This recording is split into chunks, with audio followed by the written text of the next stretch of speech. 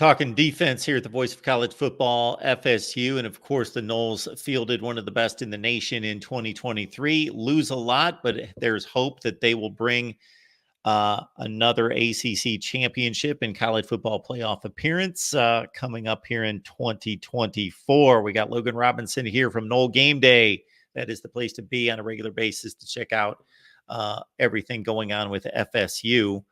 And Kalen DeLoach, if I remember correctly, when he blindsided, well, it actually wasn't a blindside hit. It was right in his grill of Cade Klubnik. That was probably the biggest play of the season because Clemson, I believe, was going in for a 2-score lead.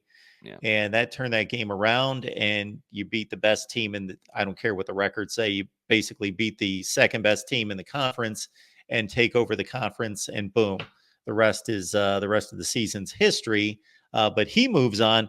So Sean Murphy comes in from Alabama. I guess the question is he going to be at that level? It's going to be not the easiest. It won't be the easiest to match what D'Lo brought, obviously, with his season. I thought he was one of the best linebackers in college football last year with the way D'Lo was playing. Not the same magnitude, but Tatum Bethune, too, in the run game. You just saw that, too. I just remember going back to the LSU game and what he was doing there, along with his hit on Jaden Daniels.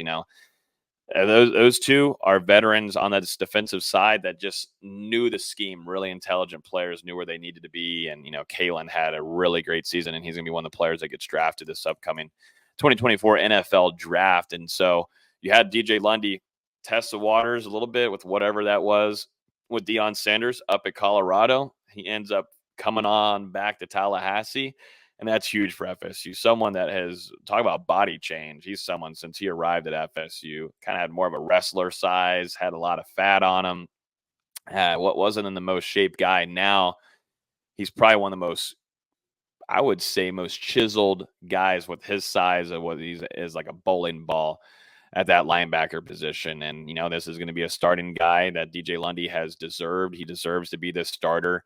That's why I was really not understanding the idea of going to Colorado and missing out on the chance to be the starting linebacker in a scheme that you already know and understand. And they just get plugged back in. He was a rotational guy. He got a lot of reps last year, being the third most rep player at that position.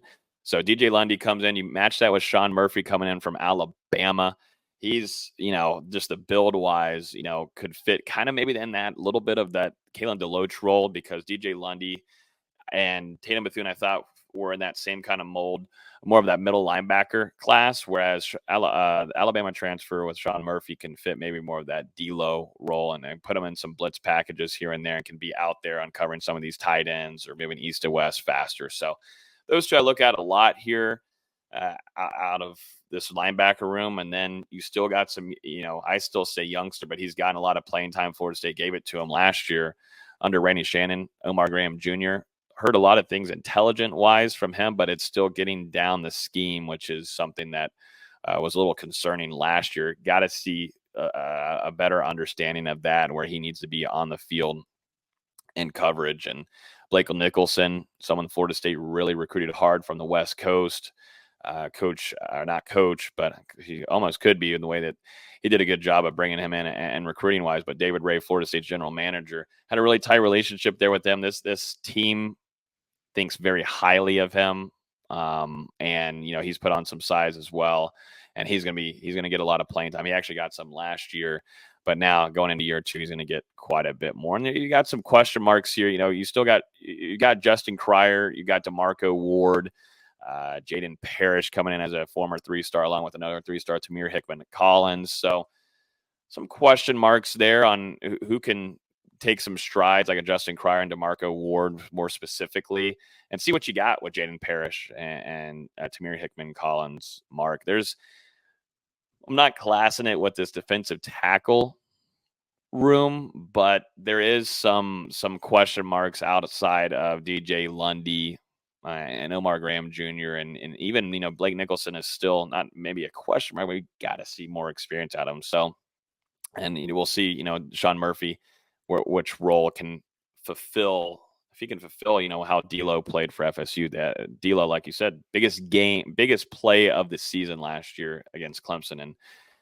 he was making a lot of plays outside of that as well, was a pivotal factor in Florida State's success defensively in 2023.